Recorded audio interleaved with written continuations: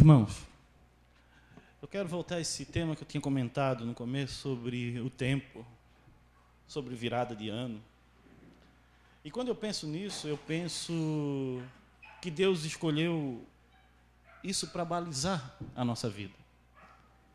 O tempo, a virada de ano, os dias, as horas, ela nos ajuda a entender o quanto que a gente viveu e o quanto a gente tem para viver ainda. Se a gente parar para pensar, o tempo ele nos ajuda a mensurar muito bem isso. Ele coloca uma baliza, onde é que tu estás agora? Só que a Bíblia nos chama para uma vida eterna. No céu, irmãos, não vai ter comemoração de virada de ano. Se for o meu, desligue. No céu não vai ter Réveillon, porque é eterno. E eu creio que muita gente vai ficar frustrada. Pô, não vai ter uma festa de virada de ano no céu? Como é que vai ter virada de ano num lugar que é eterno? Para que serve os anos no céu? Para que vai servir hora, relógio? Para medir tempo. Eu digo que o homem, o nosso maior adversário é o tempo. O tempo, a gente luta o tempo todo contra o tempo. E quando vem esses momentos de festa, de coisa, de novo, é o tempo que a gente está enfrentando. Mas o fato é que existe isso para a gente ter, como eu falei aqui, balizas, para a gente marcar a nossa vida. Marcos que servem para marcar, antes e depois de Cristo, o nosso aniversário, a nossa vida. Existem essas marcas que são importantes. E quando Deus vem fazer morada na nossa vida, também isso tem que ser uma marca profunda. Tem que ser marcante o dia antes e depois de Cristo. E eu quero lembrar de uma situação na Bíblia que está em Gênesis, capítulo 35, de um servo de Deus, Jacó, que trabalhou muitos anos para casar com as suas duas esposas. Na época podia e não pode mais, e vocês não vão entrar nesse assunto, que não importa. O importante é que Jacó lutou e sofreu um monte em sua vida, e teve um momento que ele teve que parar com tudo e voltar à casa do pai. E aqui vai ter algumas lições importantes para que a gente possa aprender a lidar com o tempo e lidar com a nossa vida e com essas passagens de ano, essas coisas que acontecem em virada de ano, em festas de Réveillon, em aniversários, em datas. E aqui existia um momento na vida de Jacó, que ele fala antes e depois desse momento. Vamos ler? Gênesis capítulo 35, a gente vai ler do versículo 1 em diante. Gênesis 35, do versículo 1 em diante. Deus disse a Jacó: apronte-se, vá para Betel e fique morando lá. Em Betel construa um altar e o dedique a mim, o Deus que lhe apareceu quando você estava fugindo do seu irmão Esaú. Então Jacó disse à sua família e a todos os que estavam com ele: joguem fora todas as imagens dos deuses estrangeiros que vocês têm. Purifiquem-se e vistam roupas limpas. Apronte-se, que nós vamos para Betel. Ali vou fazer um altar dedicado ao Deus que me ajudou no tempo da minha aflição e que tem estado comigo em todos os lugares por onde tenho andado. A gente vê que Jacó foi marcado pela presença de Deus. No capítulo 28, acontece essa situação, onde ele é visitado pelo anjo, visitado por Deus, e ele é protegido do ataque do irmão, ele vai morar com seu sogro, mas ele teve uma experiência com o pai. E ele sabia quem era Deus. E ele sabia que devia se dedicar cada dia mais ao Senhor. Mas ele passou um tempo, vamos dizer assim, fora dos propósitos de Deus. Ou de viver conforme Deus queria que ele vivesse. Mas Deus sabia que aquilo era importante para o crescimento dele. Muitas pessoas cresceram na fé porque tiveram um tempo, parece louco o que eu vou falar, mas elas tiveram que passar um tempo fora da igreja para poder valorizar quem é Deus. Tem muita gente que tem que apanhar um pouquinho para saber o que tem. Porque vocês sabem muito bem que a gente só valoriza aquilo que a gente perde às vezes, né? Não precisa ser assim. Não precisa. Os amigos, a família, os irmãos, é como esse testemunho dessa moça. Os pais aconselharam, todos foram com ela, mas ela não entendeu. E quebrou a cara. Depois voltou para Deus. Ou melhor, aquilo serviu para ela encontrar o Senhor. Irmãos, não precisa ser sempre assim. E Jacó passou por um momento meio difícil, tanto que ele chega aqui para a família, agora podem jogar os ídolos fora, podem parar com tudo que vocês estão fazendo, adoração de outros deuses. Tá bom, som. Porque agora a gente vai servir o Deus vivo, a gente vai para Betel, se prepare para servir a Deus. E aqui continua. Eu parei no versículo 6, né? Assim Jacó e toda a sua gente chegaram à Luz, cidade que também é conhecida pelo nome de Betel, que fica na terra de Canaã. Ali ele construiu um altar e pôs naquele lugar o nome de o Deus de Betel, porque ali Deus havia aparecido a ele, quando estava fugindo do seu irmão. Naquele lugar morreu Débora, a mulher que havia sido babá de Rebeca. Ela foi sepultada debaixo da árvore sagrada, que fica ao sul de Betel. E puseram naquele lugar o nome de árvore sagrada das lágrimas. Quando Jacó voltou da Mesopotâmia, Deus lhe apareceu outra vez e abençoou, dizendo, olha só, Deus voltou e apareceu a ele. Você se chama Jacó, porém, esse não será mais o seu nome, agora seu nome será Israel. Assim Deus pôs nele o nome de Israel e disse também, eu sou o Deus Todo-Poderoso, tenha muitos filhos, muitos descendentes, uma nação, muitos povos sairão de você. E entre seus descendentes haverá reis. A terra que eu dei a Abraão e a Isaque darei também a você, e depois darei aos seus descendentes. Quando acabou de falar com Jacó, Deus subiu e foi embora daquele lugar. Então Jacó pegou uma pedra e colocou como um pilar no lugar onde Deus havia falado com ele. Ele a separou para Deus, derramando vinho, azeite em cima, e pôs naquele lugar o nome de Betel. Então, irmãos, a gente vê aqui que Deus voltou a visitar Jacó. E ali ele teve uma experiência importante para toda a história da nossa salvação, a história do povo de Israel, até a vinda do Messias, porque ali Deus trocou o nome dele. Só trocou o nome? Não, deu um novo sentido.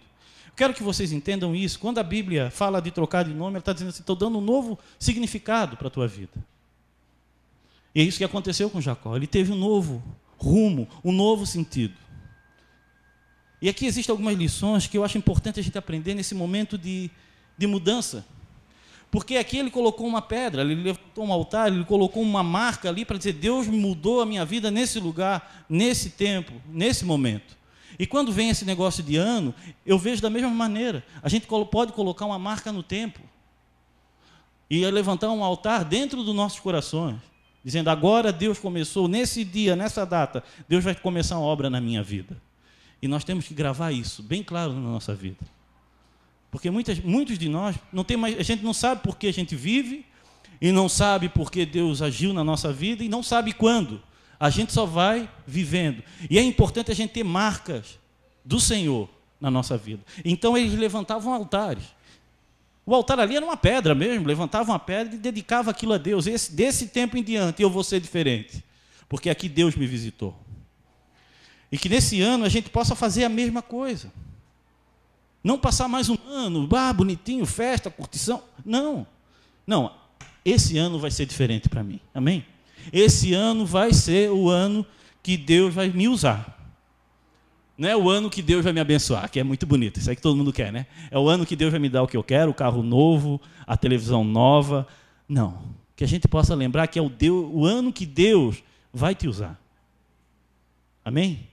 Aí, porque todo mundo quer assim, vai ser um momento... Eu vejo uma grande luz, eu vejo prosperidade. Todo mundo quer, irmão. Até eu quero. Mas às vezes Deus está querendo nos usar. Isso é a bênção de Deus. Amém? Deus quer te abençoar dessa maneira. Porque você pode ser a marca na vida de uma pessoa. Como o testemunho dessa moça, ela com certeza nunca vai esquecer aquele irmão que levou a palavra para ela. que isso fique marcado, a tua vida possa ficar marcada no coração de muita gente. Eu lembro da pessoa que me levou para Jesus. Você lembra da pessoa que te levou para Jesus? Então que você seja também essa marca na vida de alguém. Que você possa lembrar, porque não apague, irmão.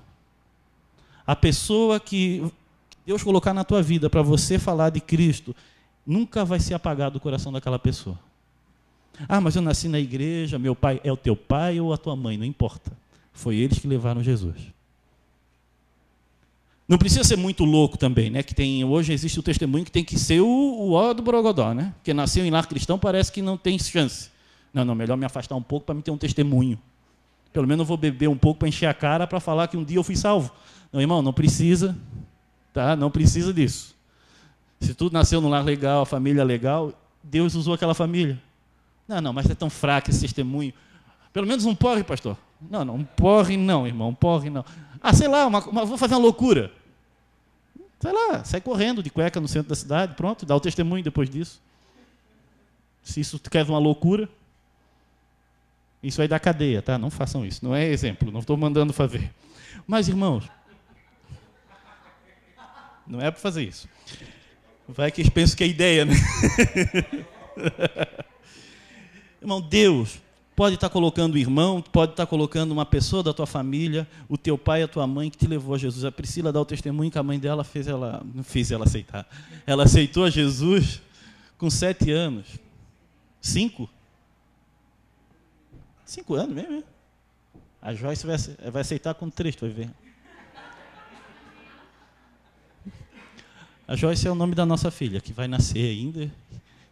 E vai ser... Espero que vai ser para esse ano. Não, esse ano não, né? Ano que vem. Fica aí, querida, fica aí que tá bom. Aí tá frio, aqui tá quente pra caramba. Então, irmãos, eu queria deixar algumas lições que eu tiro de Jacó aqui para nossas vidas. De toda essa situação, de toda essa experiência que ele teve, a gente também teve experiências com Deus. Uma delas é que ele ouviu o chamado de Deus. Ele estava com Labão, ele estava lá e ele ouviu Deus chamar ele, volta para a tua terra, volta para esse lugar onde você teve um encontro comigo. Irmão, Deus está o tempo todo falando com a gente. E tem hora que ele está dizendo, volta para lá, vem para perto de mim. Não, mas eu preciso terminar o curso, eu preciso parar com isso. Tem hora, irmãos, que a gente tem que parar tudo e se dobrar diante de Deus. E voltar para Deus. Olha o que eu estou falando, presta atenção nesse detalhe. Deus. Eu não estou falando de voltar para a igreja, não estou falando para voltar para um culto, eu estou falando para voltar para Deus. Deus é o mais importante. Na figura do Senhor Jesus, a gente tem que ter essa comunhão plena com o Pai, a gente tem que acender isso com Deus. E o nosso Senhor, eu lembro quando ele falava, e ele fala, e num tempo que eu estava passando uma dificuldade, ele falava, volta, para com tudo isso, que teve uma época que a gente fica muito envolvido com igreja e com ativismo religioso, e o Deus da obra fica longe. Aí ele fala assim, para com isso, o mais importante é Deus. Teve um pastor que falou uma coisa muito importante para mim, que marcou, em 92. Tu não pode deixar nunca a obra de Deus ser mais importante que o Deus da obra. Antes de eu assumir em 92 isso. Ele, pastor, falou, ele sabia do chamado, porque quando a obra de Deus se torna mais importante que o Deus da obra, a gente se perde, irmão. Deus tem que ser o mais importante, e Jacó entendeu isso. E ele foi, ele ouviu, ele foi ao encontro de Deus.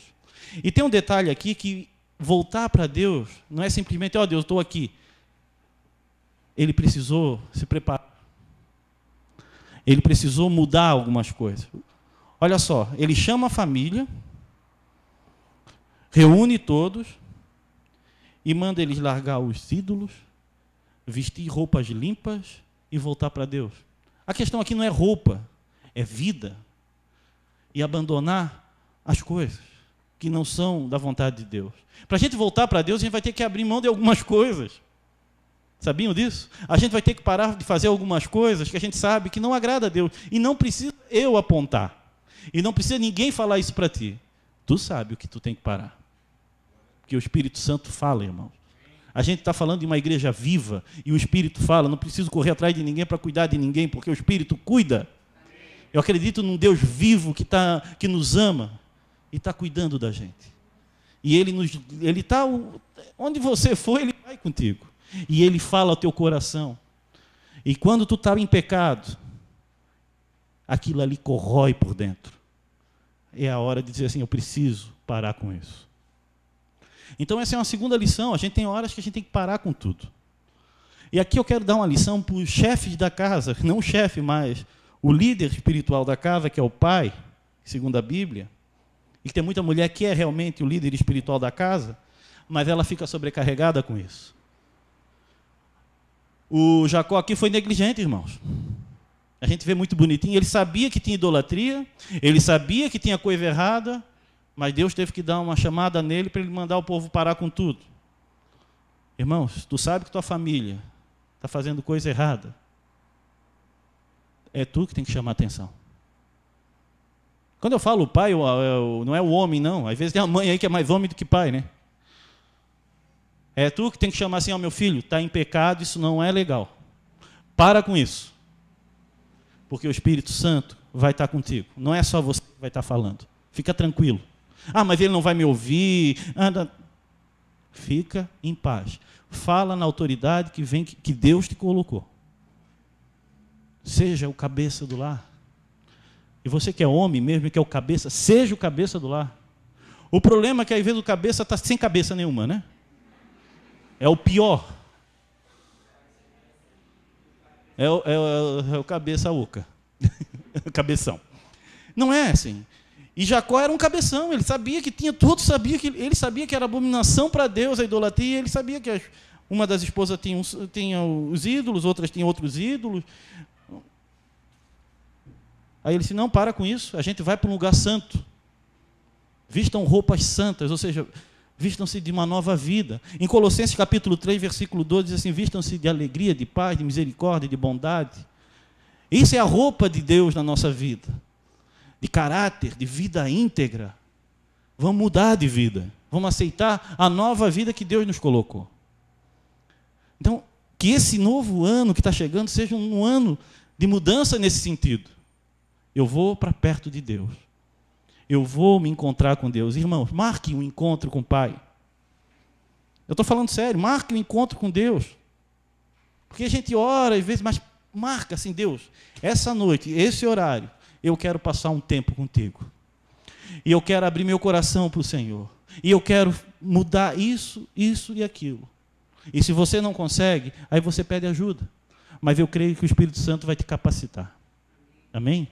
Então marque um encontro com o Pai. Você que é o cabeça do lar, é mais importante ainda você marcar um encontro com Deus. E aqui eu achei interessante que o outro ponto, aceite a bênção do Senhor. Jacó teve que aceitar a bênção de Deus para ser transformado. Ele mudou de nome, ele mudou, não é de identidade, mas ele mudou o rumo da sua vida. Jacó é conhecido como enganador. Quem quer botar o nome de filho de Jacó, bonito? É enganador que significa. Bonito, né? Para criança fica legal. Isso é uma das interpretações que eu vi, mas não quero saber, não sei se é todas assim. Mas o fato é que ele botou Israel, amado de Deus. Botou Israel agora, deu um novo sentido. E quando a gente recebe Jesus na nossa vida, a gente recebe um sobrenome. Eu sou o Charles de Jesus, o César de Cristo. A gente tem um sobrenome, a gente carrega o nome do Senhor dentro do nosso coração. Você tem tatuado dentro do coração o nome do Senhor. E a gente sabe muito bem que as forças do mal enxergam o que está escrito no coração, porque tu é do Senhor. O nome do Senhor está gravado na tua testa. É igual aquelas bailes que tinha luz negra, que só vinha com a luz negra. Então, existe um nome espiritual que os espirituais enxergam. É, luz branca. Então, irmão, deixe Deus transformar a tua vida. Jacó aceitou. E ele foi abençoado e recebeu aquelas bênçãos, mas primeiro ele teve que mudar. A gente quer muito ser abençoado, quer ter tudo na nossa vida, mas a gente não quer pagar o preço de ser usado por Deus. Tem horas que a gente tem que parar, irmãos. Parar um pouco e marcar um encontro com o Pai e começar tudo de novo. Tem a história de uma empresa de lenha, não sei, cortava madeira, né? E lenhadores, sei lá. Madeireira. Pode ser, mas eu acho que era mais negócio de floresta e tal. E mudou de empresa, existia um senhor ali que era dono daquela empresa, e ele permitia que os lenhadores tinham um tempo para amolar o machado. Parava um pouquinho e amolava o machado. Não é igual o pessoal da prefeitura aqui, não, que fica muito tempo parado, não é isso. Mas eles passavam um tempo amolando. Aí mudou de gerência lá, mudou o dono da empresa, o cara proibiu. Não, vocês vão começar a trabalhar do começo ao fim. O que aconteceu, irmãos? A produção caiu. Porque o machado mal amolado não corta nada, cansa mais, houve um desgaste. Irmãos, tem hora que na nossa vida espiritual a gente tem que parar para amolar o machado, ou seja, para avaliar a vida, passar um tempo ao lado do Senhor, revigorar a nossa vida espiritual com o Pai. Precisamos fazer isso, porque senão a gente perde produtividade. Não adianta a gente fazer muita coisa espiritual, vamos dizer assim, se a gente não está tão bem com o Pai. A gente precisa passar mais tempo com o Pai. E se tem algo que eu quero deixar para os irmãos para essa virada de ano, passe mais tempo com o Pai. Levem a sério a vida com Deus, que Deus vai levar a tua vida a sério. Porque às vezes você não leva a vida com Deus a sério. Faz as coisas para o Pai quando dá, quando pode, quando acha bom. O que é que Deus vai olhar para ti? Você não me leva a sério.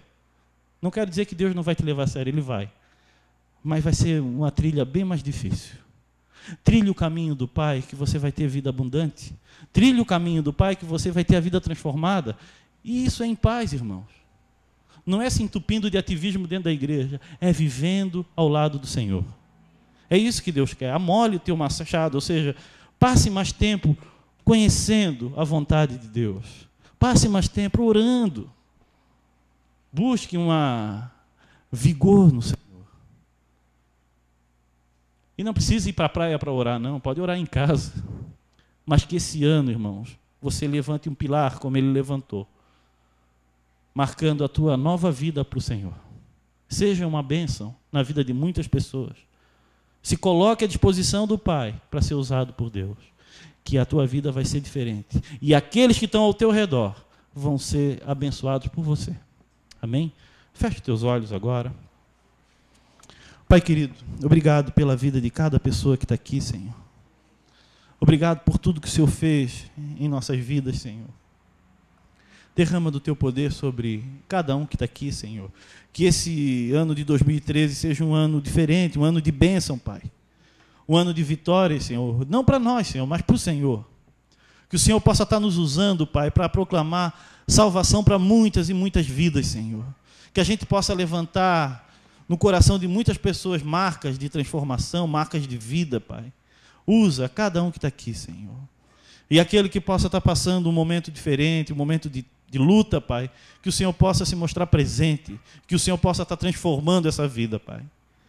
Porque o Senhor é um Deus vivo e verdadeiro que quer adoradores que te adorem em espírito e em verdade, Pai. Pessoas que confiam no Senhor. Levanta, Pai, pessoas, Senhor, dedicadas a Ti, Pai, com vontade de fazer a Tua obra com muita dedicação, com muito amor, com muita capricho, Senhor. E obrigado por tudo que o Senhor tem feito, Pai, na nossa igreja, Pai, e por tudo que o Senhor vai fazer na vida de cada pessoa que está aqui. Nos abençoa nessa virada de ano, Pai, cuida das famílias, Senhor. Que essas loucuras aí fora, Pai, não venham influenciar na nossa alegria de Te servir, Pai. Porque se nós vivemos para Ti, Senhor. Cada dia é um dia fundamental para Ti, Senhor.